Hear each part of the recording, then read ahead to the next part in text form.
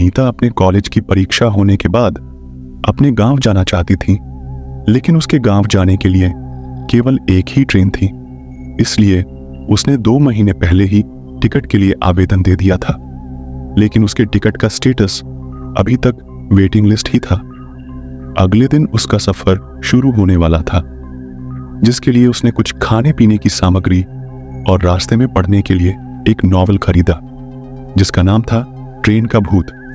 दरअसल नीता को भूतिया कहानी पढ़ने में बड़ी दिलचस्पी थी। वह अक्सर इसी तरह की बातें किया करती थी, इसलिए ज्यादातर विद्यार्थी नीता से बात करना पसंद नहीं करते थे। नीता को भी अकेले रहना पसंद था, इसलिए किसी के बात करने न करने से उसे कोई खास फर्क नहीं पड़ता था। दूसरे दिन नीता रेलवे स्टेशन पहुंच जाती है, लेकिन अभी तक उसकी वेटिंग लिस्ट क्लियर नहीं हुई होती है। नीता सीट न मिलने से परेशान होती है। वह सीट के इंतजाम के लिए टिकट चेकर की तलाश कर रही होती है। काफी देर इंतजार करने के बाद जब कोई नहीं आता तो नीता किसी की भी सीट में बैठ जाती है और अपना नॉवल निकालकर पढ़ने लगती है। ट्रेन में यात्रियों का आवागमन चलता रहता है, लेकिन नीता भूतिया किताब में पूरी तरीके से खो चुकी होती है। किताब पढ़ते पढ़ते नीता को 2 घंटे गुजर जाते हैं।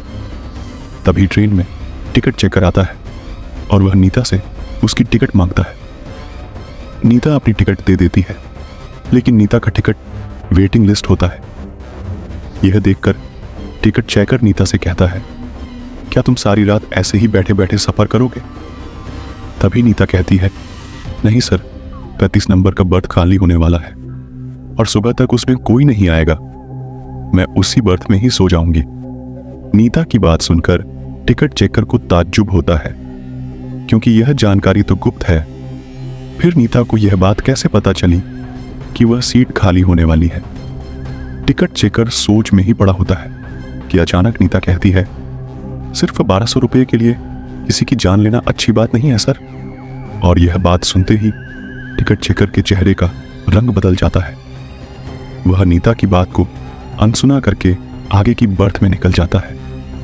दरअसल नीता जो नॉवल पढ़ रही थी, उसमें भूतों को अपने संपर्क में लाने का मंत्र लिखा हुआ था, जिसे गलती से नीता ने पढ़ लिया था और इसी वजह से नीता के अंदर शैतानी रूह प्रवेश कर चुकी थी।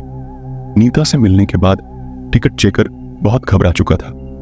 दरअसल 15 दिनों पहले गलती से एक आदमी ट्रेन से गिरकर मर गया था, जिसकी वजह यही टिकट चेकर था, लेकिन यह सिर्फ एक हादसा था। टिकट चेकर अपनी सीट पर बैठा ही होता है कि अचानक नीता बगल में आकर बैठ जाती है। नीता का चेहरा पहले से कुछ डरावना लग रहा था। उसके बाल बिखरे हुए थे और आंखों में काजल फैल चुका था। नीता देखने में ऐसी लग रही थी मानो कोई डरावनी चुड़ैल हो। नीता को देखते ही दहशत की वजह से टिकट चेकर बेहोश हो जाता है। कुछ देर बाद जैसे ही टिकट चेकर को होश आता है तो वह रस्सी के सहारे बाहर लटका हुआ जोर से चीख रहा होता है। उसकी आवाज सुनकर रेल के सभी यात्री इकट्ठा हो जाते हैं, लेकिन नीता के डरावने चेहरे की वजह से किसी की हिम्मत उसे बचाने की नहीं होती।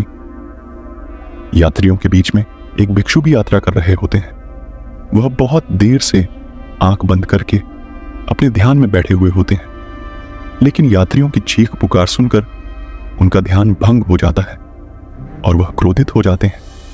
लेकिन जैसे ही उनकी नजर बाहर लटके हुए टिकट चेकर पर पड़ती है तो वह अपनी जगह से खड़े होकर नीता के पास पहुंचते हैं और ऊंचे स्वर में कहते हैं, तुम उसे छोड़ दो, तुम्हारे साथ न्याय होगा। उनके कई बार बोलने पर भी जब नीता ऐसे ही खड़ी रहती है तो भिक्षु आंख बंद करके खड़े हो जाते हैं और कुछ ही देर में उन्हें पता लगता है कि जब तक नीता के हाथ में यह नॉवल है तब तक भूतिया साया उसके ऊपर से नहीं हटेगा। भिक्षु अपनी बुद्धिमत्ता से नीता के हाथ से नॉवल छीन लेता है और उसे ट्रेन से बाहर फेंक देता है। नॉवल का संपर्क जैसे ही नीता से दूर होता है तो वह बेसुध होकर ट्रेन के अंदर गिर जाती है। लेकिन इसी बीच टिकट चेकर, जो कि ट्रेन की खिड़की से लटका हुआ था, वह नीचे गिर जाता है। इत्तफाका से उसकी जान बच जाती है, लेकिन उसे जबरदस्त शारीरिक क्षति पहुंचती है। भिक्षु नीता को अपने काबू में करते हुए रेल से नीचे उतार लेते हैं और उसे उपचार हेतु अस्पताल पहुंचा देते हैं। रेल पुलिस की टीम टिकट चेकर को मौके पर जाकर इलाज मुहैया करवाती है। वह भूतिया नॉवल इंतजार कर रहा है अपने अगले शिकार का, और इसी के साथ रेल की भूतिया दास्तान कहानी समाप्त हो जाती है।